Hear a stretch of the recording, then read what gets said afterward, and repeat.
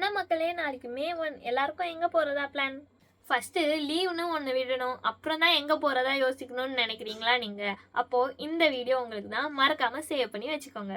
நார்மலாக மே 1 அன்னைக்கு லீவ் விட வேண்டியது கவர்மெண்ட்டோடைய ரூல்ஸ் மட்டும் கிடையாது, அது லாவும் கூட. இந்த லாவை யாராச்சும் பிரேக் பண்ணி மே 1 அன்னைக்கு உங்களுக்கு ஒர்க் பண்ண கூப்பிட்டாங்கன்னா அப்போது நீங்கள் பண்ண வேண்டியது என்னன்னு நான் உங்களுக்கு இந்த வீடியோவில் கிளியராக சொல்கிறேன். மறக்காமல் உங்களுடைய ஒர்க்கிங் ஃப்ரெண்ட்ஸ் அண்ட் ஃபேமிலிஸ்க்கு இந்த வீடியோவை ஷேர் பண்ண மறந்துடாதீங்க. தமிழ்நாடு கவர்மெண்ட் எஸ்டாப்ளிஷ்மெண்ட் ஆக்ட் படி அங்கே குறிப்பிட்டுள்ள அந்த எம்ப்ளாயர்ஸ் எல்லாருக்குமே மே 1 அன்னைக்கு கம்பல்சரியாக லீவ் தரணும்.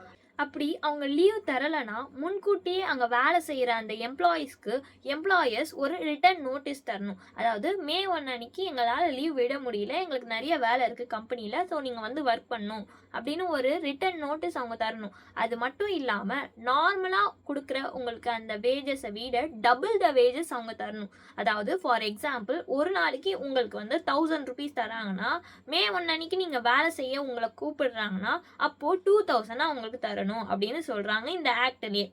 இது மட்டும் இல்லைங்க, இப்போ நீங்க மே 1 அன்னைக்கு ஒர்க் பண்றீங்கன்னா அப்போ உங்களுக்கு எய்தர் மே 1லேருந்து 3 நாளைக்கு முன்னாடி இல்லாட்டி 3 நாளைக்கு அப்புறம் ஏதாச்சும் 1 டே உங்களுக்கு பெய்ட் லீவ் தரணும். இதெல்லாம் தெரிஞ்சோ இல்லாட்டி இதெல்லாம் தெரியாமலையோ உங்களுடைய கம்பெனியில உங்களை ஒர்க் பண்றதுக்கு நாளைக்கு கூப்பிட்டாங்கன்னா இந்த வீடியோவை அவங்களுக்கு ஷேர் பண்ண மறந்துடாதீங்க.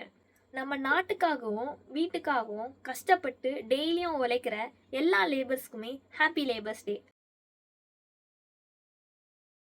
மாதிரி legal updates and legal awareness தெரிஞ்சுக்க நம்ம பேஜை ஃபாலோ பண்ணுங்க.